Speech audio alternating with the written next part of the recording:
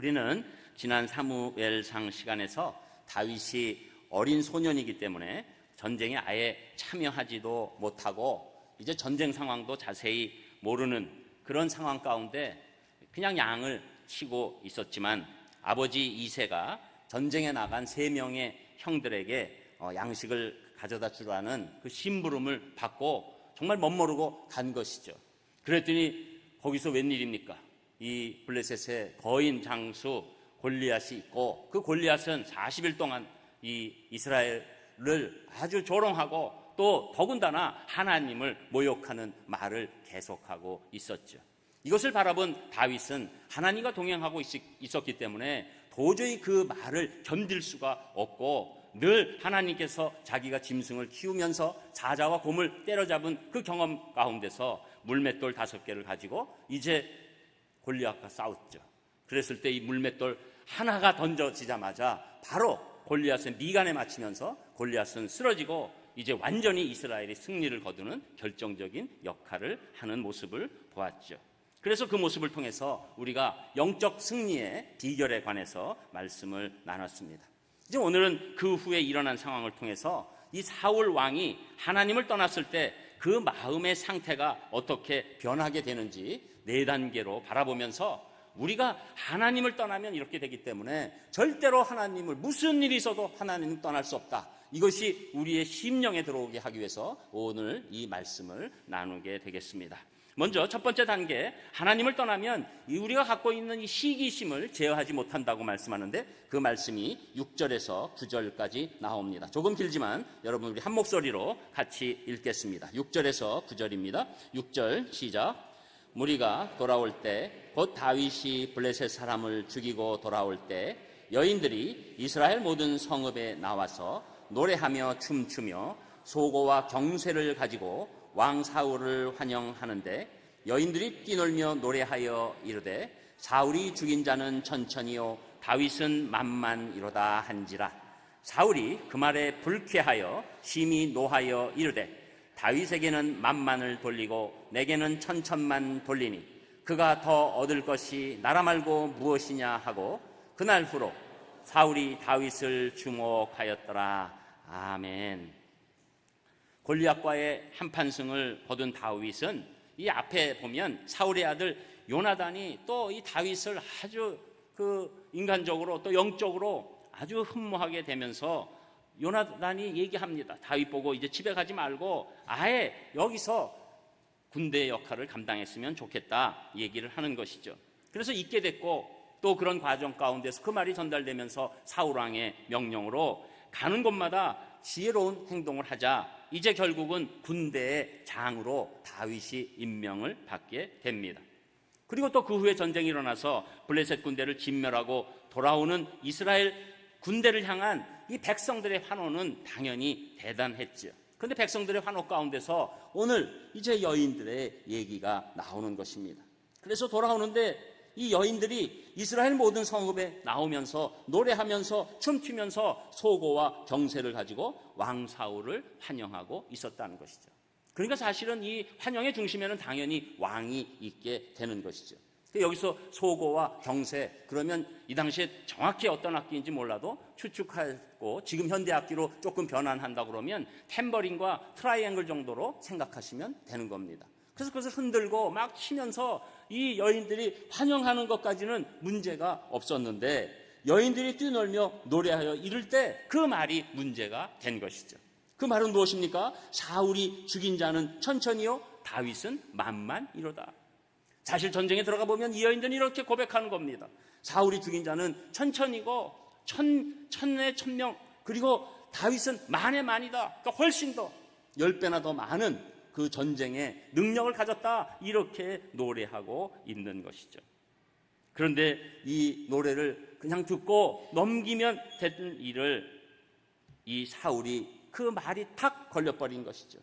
그러면서 불쾌하고 심히 노하면서 다윗에게는 만만을 돌리고 내게는 천천만 돌리다니 이제 그가 더 얻을 것이 뭐냐, 이제 나라도 뺏겠네 이러면서 사울이 다윗을 완전히 주목하기 시작했다고 말씀하는 겁니다.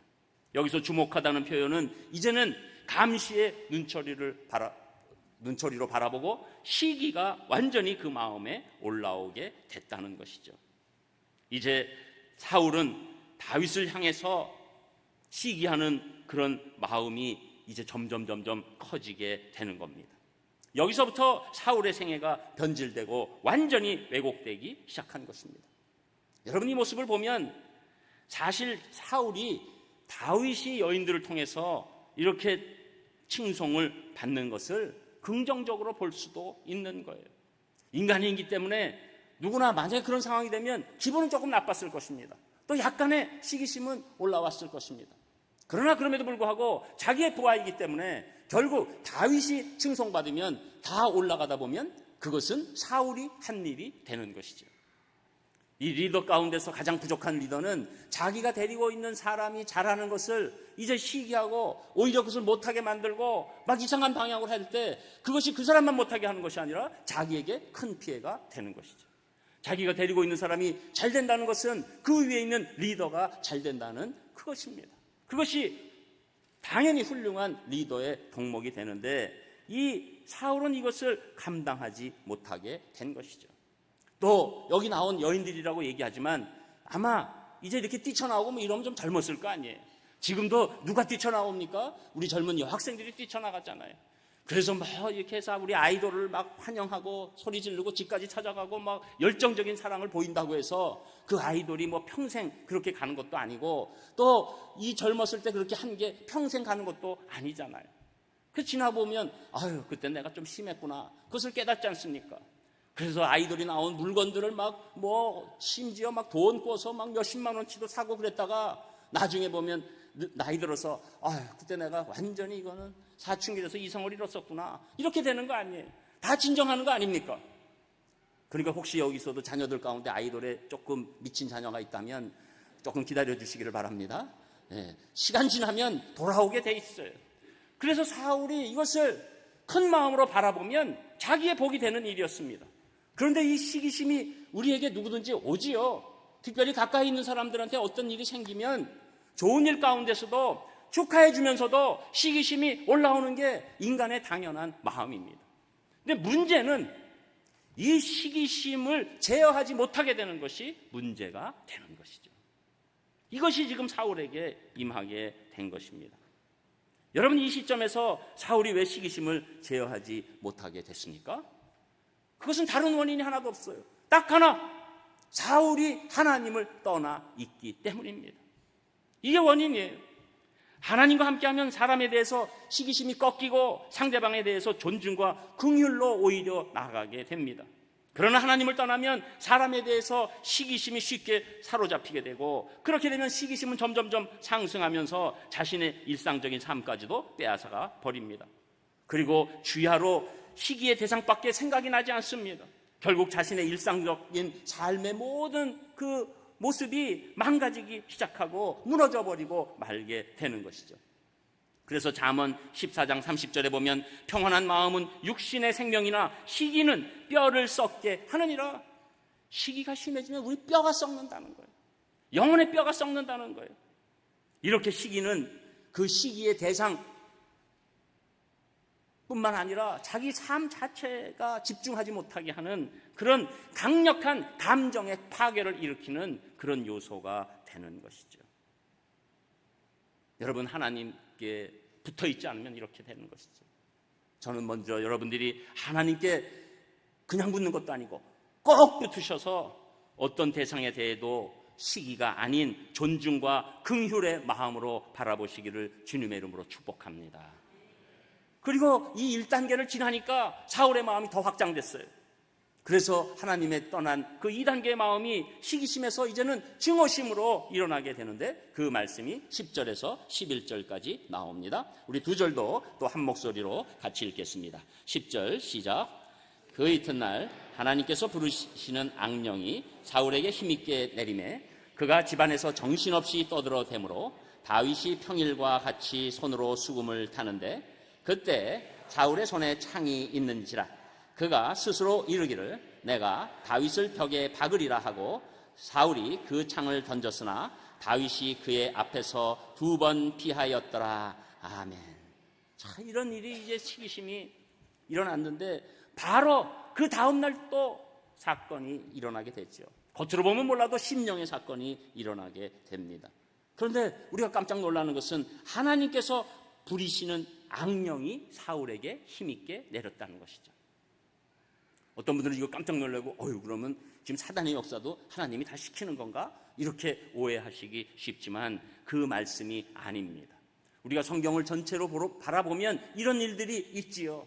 그런데 대표적으로 욥에게 일어난 일을 통해서 우리가 확실히 이 얘기를 알게 되는 것입니다. 이 말은 하나님이 사단의 영역까지도 다스리시고 지배하고 계신다는 거예요. 그러므로 이 말은 악령이 사울에게 강력하게 내리는 것을 하나님께서 막지 아니하시고 그냥 내버려 두셨다는 뜻입니다. 한마디로 사울이 하나님을 떠나니까 하나님의 보호가 끊어지게 됐다는 것이죠. 하나님의 보호가 끊어지니까 이 사단의 영이, 이 악령이 마음대로 움직이게 된 것입니다. 그러자 사울에게 다윗을 향한 분노가 걷잡을 수 없이 타오르기 시작합니다. 그리고 자기 마음을 다스릴 수 없는 상태가 되니까 정신없이 막 떠들기 시작하는 것이죠. 그리고 수금을 타는 다윗을 향해 창을 던지고 이것은 바로 죽이려고. 그러니까 여러분, 시기심에 의해서 증오심으로 넘어간 거에 더 나아가서 살인까지 생기는 엄청난 일이 일어나게 되는 것이죠. 그래서 예수님께서도 우리가 벌써 심령에 미움이 생기면 네가 살인했다 이렇게 말씀하시는 구절이 있는 것입니다. 이 시기심에서 증오심으로, 증오심에서 살이로 넘어가는 이 엄청난 이 악순환에 들어가게 된 것이죠. 여러분, 하나님을 떠나게 되고 악령이 지배하면 이런 일이 일어나게 되는 겁니다. 우리는 그냥 하나님 계시면 좋고 안 계셔도 어쩔 수 없지 이렇게 생각하기 쉽지만 하나님과 함께하지 않고 떠나게 되면 우리가 스스로 악령이 역사하도록 우리의 모든 것을 맡기게 된다는 것이죠. 저는 이것을 여러분들이 영적으로 잘 보시기를 바랍니다. 그 대표적인 예가 가인의 이야기예요. 창세기 4장에 보면 아담과 하와에게서 난 두 아들, 이 큰아들 가인이 있고 작은 아들 아벨이 있을 때 둘 다 하나님께 제사를 드립니다. 양을 치는 아벨은 첫 새끼로 이 어린 양을 드리게 되고 농사 짓는 가인은 땅의 소산인 곡물로 제사를 드리게 됩니다. 그런데 하나님께서 아벨의 제사만 받으시고 가인의 제사를 받지 않으셨죠. 그 순간에 가인이 갑자기 안색이 변하면서 하나님께 대한 분한 마음이 돼버리고 만 것입니다. 그러면서 그 치솟은 분노를 자제하지 못하고 그 분노가 아무 죄도 없는 동생 아벨에게 가게 되면서 결국은 자기의 동생 아벨을 죽이는 인간으로서 첫 번째 살인사건이요 최악의 죄를 범하게 되는 일이 일어나고 마른 것입니다. 여러분, 이렇게 무서운 거예요. 우리가 시기심이 제어안되면, 그리고 그 시기심이 더 커서 증오심으로 바뀌고 그것이 살인까지 오게 될 때 그 인생은 무너지고 망가지게 되는 것입니다. 왜? 하나님을 떠났기 때문에. 그래서 요한일서 3장 12절에 보면 가인같이 하지 말라. 그는 악한 자에게 속하여 그 아우를 죽였으니 어떤 이유로 죽였느냐? 자기의 행위는 악하고 그의 아우의 행위는 의로움이라. 여러분, 하나님과 우리가 함께할 때 시기에서 증오로 넘어가지 않을 줄 믿습니다. 시기는 나라는 새가 떨어뜨리는 그런 안타까운 것일 수 있어도 우리가 그것을 치우지 않으면, 하나님의 힘으로 그것을 없애지 않으면 그 시기가 둥지를 틀고 우리 마음에 증오심을 주고 더 나아가서 살이로 바뀌면서 우리 인생도 같이 망가지게 되는 것이죠.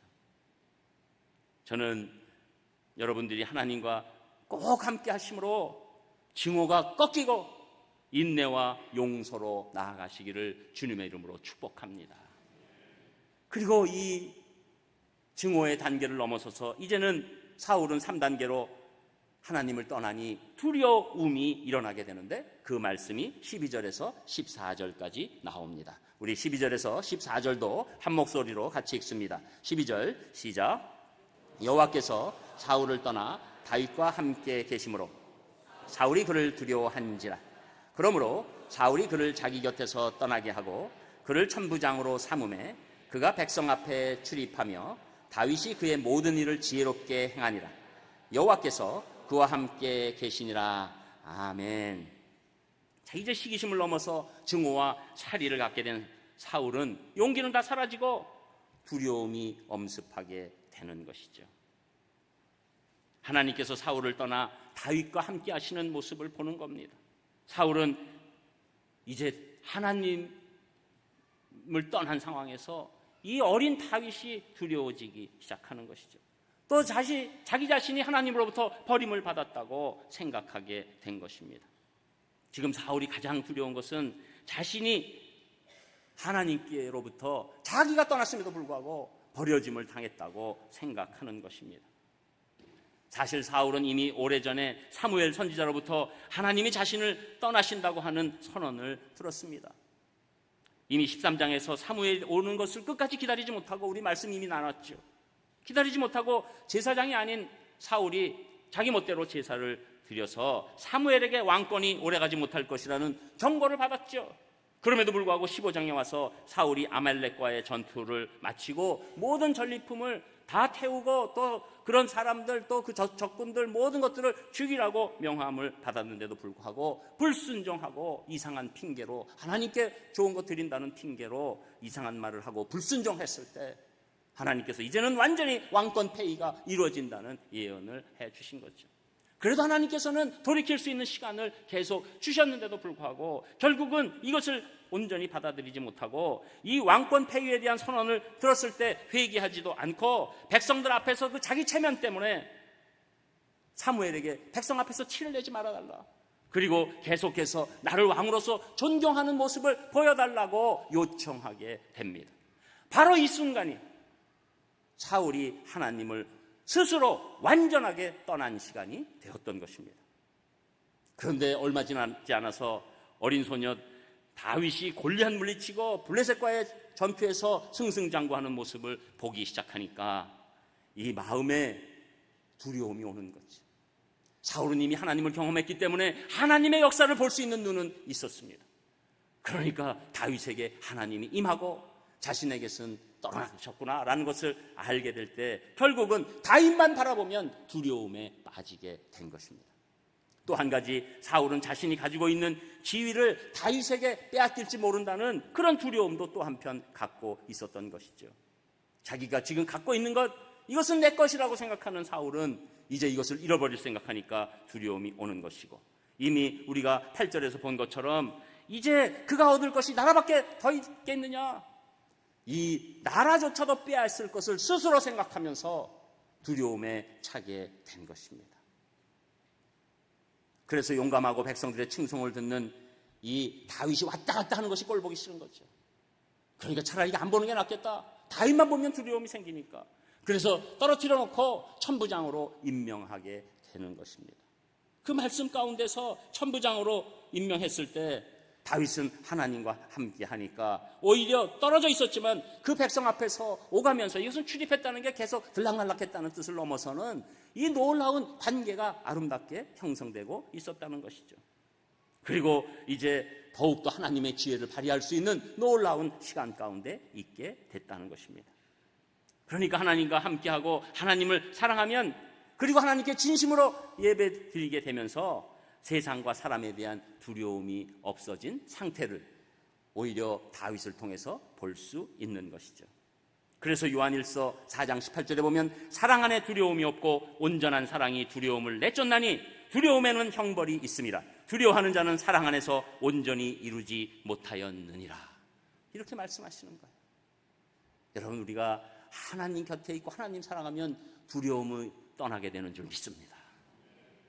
저는 여러분들이 하나님과 함께 하심으로 어떤 두려움도 떠내보내시고 이기시기를 주님의 이름으로 축복합니다. 자, 이제는 두려움까지 왔는데 끝으로 마지막 4단계에 오게 되는 것이죠. 이제 4단계로 가면 하나님 떠났을 때 결국은 스스로 누가 시킨 것이 아닌데 자기 스스로 고립을 택하게 되는데 그 말씀이 15절, 16절에 나옵니다. 우리 15절, 16절도 한 목소리로 같이 읽겠습니다. 15절 시작. 사울은 다윗이 크게 지혜롭게 행함을 보고 그를 두려워하였으나 온 이스라엘과 유다는 다윗을 사랑하였으니 그가 자기들 앞에 출입하기 때문이었더라. 아멘. 시기심에서 증오심으로 그리고 두려움으로 자신의 마음이 꽉 차 있는 사울은 이제 다른 곳으로 보낸 다윗이 그곳에서도 지혜롭게 행하고 하나님이 함께 하시는 증거가 자꾸 드러나니까 오히려 마음이 평안한 것이 아니라 더욱 두려워지게 됩니다. 그리고 이제는 더 나아가서 백성들로부터 자기는 이제 사랑을 받지 못한다고 생각하게 되는 것이죠. 물론 사울을 추종하고 따르고 있는 사람들이 왕이기 때문에 몇 명 있어도 다 아는 것이죠. 사람들은 지금 사람들이 자기를 좋아하고 따르고 있는지 아닌지. 그러니까 이제는 자기 사랑받지 못함이 하나님으로부터도 없고 사람으로부터 없고, 그러니까 스스로 고립시키기 시작하는 것입니다. 결국은 사울은 훌륭한 아들 요나단도 결국 믿지 못하고 홀로 외롭게 자신만의 성 안에서 고립되고 만 것입니다. 누가 고립시킨 것이 아닙니다. 하나님을 떠나니까 스스로 고립된 삶을 살 수밖에 없게 된 것이죠. 하나님을 떠나면 내면에서 나 자신을 존중할 수 없게 됩니다. 여러분, 이것은 우리 인간이 갖고 있는 본능적인 거예요. 하나님과 함께하지 않고 하나님을 떠나 있을 때는 내 자존감이 자꾸 떨어지게 돼 있고, 이 자존감이 더 떨어지면 열등감으로 바뀌게 되는 것이죠. 그리고 이것이 이어질 때 삶의 의미를 상실하면서 주변의 사람들이 보기 싫어지고 결국 홀로 지내는 것을 선호하게 되는 것이고, 그때 사단은 이것이 기회라고 생각하고 그 영혼에게 들어가서 그 마음을 사로잡고 결국은 극단적인 선택까지도 하게 하는 이 사단의 마지막 방법을 쓰게 되는 것이죠. 그런데 하나님과 함께하는 지금 다윗을 보니까 이 천부장으로 오히려 떠나보냈는데 그곳에서 다윗은 고립이 아닌 교제의 장이 넓어지게 됩니다. 다윗이 백성들 앞에서 출입하였다는 것, 이것은 백성들 삶에 들어가서 함께 울고 함께 웃었다는 것이고 결국 백성들의 사랑과 존중을 받고 있다는 거예요. 어린 다윗에게 이런 일이 일어난 것이죠. 여러분, 신약에 와서 이렇게 될 수 있는 삶의 지름길이 무엇입니까? 이것은 무슨 일이 있어도 우리가 오늘처럼 주일 예배에 나오는 겁니다. 여러분, 어떤 때는 내 심령이 이게 하나님과 함께하면 안 돼요. 마음으로 해야지, 또 머리로는 인정하는데 내가 도저히 안 되는 상황이 있어요. 여러분, 그렇기 때문에 우리는 주일 예배를 목숨처럼 알아야 합니다. 주일 예배를 목숨처럼 안 알고 왔다 갔다 하다 보면 우리가 하나님과 떠나는 그 상황이 되기 시작하고, 그러다 보면 이 4단계 역사가 우리 심령 가운데 일어나면서 마음만 무너지는 것이 아니라 마음이 무너진 끝에는 우리 육신과 영혼까지도 같이 무너지는 엄청난 일이 기다리게 되는 것이죠.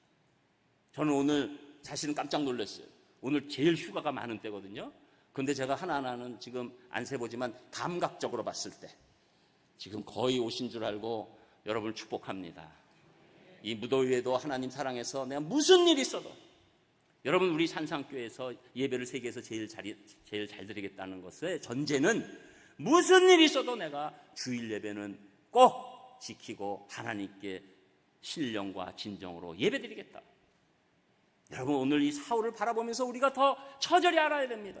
이것은 간단한 문제가 아닙니다. 여러분, 우리가 잘 아는 영화 아마데우스를 아시잖아요. 그 오래된 영화에서 뭐 다 없어지셨겠지만 모차르트 얘기 아닙니까? 그런데 모차르트에 대해서 살리에리라는 사람의 그 모습이 오늘 똑같이 드러납니다. 그 모차르트의 천재성을 바라보고 난 다음에 하나님, 저 망나니 같은 모차르트에게는 저렇게 엄청난 달란트를 주시고 하나님을 사랑한다고 하는 나에게는 왜 아무것도 안 주십니까? 하면서 십자가를 이 페치카라고 그러나요? 파이어플레이스, 벽난로. 네. 이거 괜히 잘난 척한 게 아닙니다. 그건 뭐 대단하다고. 요새는 이 단어가 왔다 갔다 할 때 여러분 좀 이해해 주시기를 바랍니다. 벽난로에 던지면서 스스로 하나님을 떠난 결정적인 일이 일어나는 것이죠. 그 다음부터는 시기심을 차지하지 못하고 불이 일어나고 증오심으로 결국은 장송곡을 작곡하게 하면서 모차르트를 죽이게 되는 것이죠. 그러고 난 다음에 스스로 고립해서 결국은 살리에르, 그 영화의 시작 장면은 자기가 이 팔목에 손을 긋는 것으로 시작되고 음악이 나오게 되죠. 물론 살리엘의 역사적 사건과 이것이 동일하다고 제가 말씀드리는 건 아닙니다. 이 영화적 그냥 그런 상상 가운데서 제가 그 영화를 인용하면서 그 단계가 이 작가는 절대 그거 그리지 못했을 거예요. 오늘 사울의 이야기와 그 살리엘의 이야기가 단계가 똑같아요. 왜? 십자가를 집어던지고 하나님을 떠난다고 선포한 것과 사울이 하나님의 문제가 아니라 내 백성들 앞에서 체면 지키고자 사무엘에게 내 체면 지켜주세요 한 것과 그때 하나님을 떠나니 이 인생이 이렇게 악순환으로 걷게 되는 것이죠. 이것이 우리가 하나님과 꼭 붙어서 살아야 될 이유입니다. 이것이 우리가 하나님 안에서 예배를 드려야 할 이유가 되는 것입니다. 예배 가운데 성령님의 운행하심으로 내가 하나님으로부터 사랑을 받고 예수님 안에 거한다는 것을 느끼게 됩니다. 저는 오늘 여러분들이 하나님의 사랑을 받고 예수님 안에 거한다는 걸 믿으시기를 주님의 이름으로 축복합니다. 예배는 그 권세가 있습니다. 우리가 예배를 잘 드리게 되면 하나님이 나를 사랑하시는구나, 예수님이 나와 동행하시는구나, 예수님의 십자가의 능력이 나에게 임하는구나, 그것을 깨닫게 되는 것이고, 그러니 내 마음에 있었던 어떤 시기심도 다 녹아버리고 용서할 수 있는 힘까지 생기게 되고 하나님의 권능이 임하게 되니까, 그러니까 여러분, 우리가 이렇게 예배드리고 성도 안에 이렇게 있는 건, 내가 성도들 안에 이렇게 예배 가운데 식사 가운데 이렇게 존재함을 느끼는 것은, 이것은 엄청난 영적 교제가 지금 일어나고 있는 줄 믿습니다. 여러분, 이렇게 여러분이 앉아서 하나님을 예배하고 우리 성도들이 같이 모여 있는 것, 이것은 엄청난 영적 교제가 되고 이것이 우리를 살리게 되는 줄 믿습니다. 그래서 고린도전서 1장 9절에 보면 너희를 불러 그의 아들 예수 그리스도 우리 주와 더불어 교제하게 하시는 하나님은 미쁘시도다. 하나님과 교제하고 성도들과 교제하는 것, 우리가 살아나는 길인 줄 믿습니다. 결국 하나님과 성도들로부터 사랑을 받는다는 생각이 들면서 얼굴색이 밝아집니다. 자존감이 높아집니다. 자신감까지 생깁니다. 얼마든지 힘든 일도 예수님과 함께 해낼 수 있다는 그런 생각이 들고, 어떤 일도 마다하지 않고 희생할 수 있고, 그리고 모든 영역에서 고립이 아니라 공감과 소통이 생기게 되는 것이죠. 저는 여러분들이 하나님과 함께 하심으로 다윗처럼 공감하고 소통이 하나님과 성도들 사이에서 넘쳐나시기를 주님의 이름으로 축복합니다. 미국 인디아나주의 해먼드라는 작은 도시에 위치한 어느 해먼드 제1침례교회 주일학교 이야기입니다. 성인 교인 수가 작은 도시에 1,500명 정도니까 굉장히 많은 것이죠. 그런데 더 놀라운 것은 이 주일학교 학생이 그거보다도 훨씬 많다는 거예요. 그런데 이 주일학교를 책임지는 사람은 목사님이 아니고 제인이라는 여자분입니다. 그녀는 사실 외모 때문에 아주 어렸을 적부터 친구들로부터 놀림을 받았다고 합니다. 그 정도가 얼마나 심했는지 중고등학교 때에는 3번씩이나 자살을 기도하기도 했습니다. 또 이런 상황이니 그녀는 공부를 포기하고 수업 시간에 제일 뒷자리에 앉아 졸거나 딴청만 피웠습니다. 그렇게 아무 소망 없이 죽지 못해 살아가고 있던 어느 날 한 선교단체 회원을 만나면서 그녀의 인생이 바뀌었습니다. 그녀가 그 회원을 통해서 예수님을 믿게 된 것입니다. 그리고 이 해먼드 제1침례교회로 인도되었고, 주일학교 유치부 선생님 맨 처음엔 하기 싫다고 그랬지만 교회에서 격려하면서 하기 시작하게 됐을 때 8명의 아이들을 맡게 됐습니다.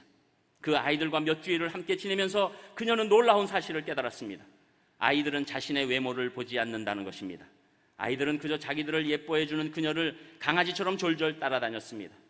그녀는 처음으로 자기 자신을 필요로 하는 사람들이 있다는 것을 깨달았습니다. 그날부터 그녀는 아이들을 위해서 기도하기 시작했습니다. 단순한 기도였습니다. 하나님, 사랑하는 이 아이들을 어떻게 하면 잘 가르칠 수 있을지 지혜를 주옵소서. 그녀는 매일같이 잠들기 직전과 잠자리에서 일어날 때마다 이러한 기도를 하였습니다. 그런데 응답이 먼저 온 것이 아니라 이런 기도 가운데 하나님을 전 인격적으로 만나게 됐습니다. 그리고 결국은 기도를 시작한 지 3년이 지날 때 하나님께서 응답까지 해주시게 됩니다. 그 순간부터 주일학교와 관련된 아이디어들이 샘물처럼 솟아나기 시작했습니다. 하나님께서는 그녀에게 영감과 지혜로 주일학교에 관련된 수많은 것들을 부어주셨습니다. 그녀는 그러한 것들을 빠짐없이 노트에 기록하였고 그것들을 주일학교에 적용하다 보니 그 교회의 주일학교가 세계적으로 유명한 주일학교가 되었다는 것입니다. 여러분, 오늘 사울은 하나님과 함께 있다가 떠나는 가운데 이 지경이 됐지만 오늘 이 제니라는 성도는 하나님과 떠나져 있는 그 비참한 상황을 예수님 만나면서 돌이켰을 때 이 하나님과 함께하는 놀라운 역사가 이 여인에게 일어난 줄 믿습니다. 여러분, 우리 인생은 다른 것 아닙니다.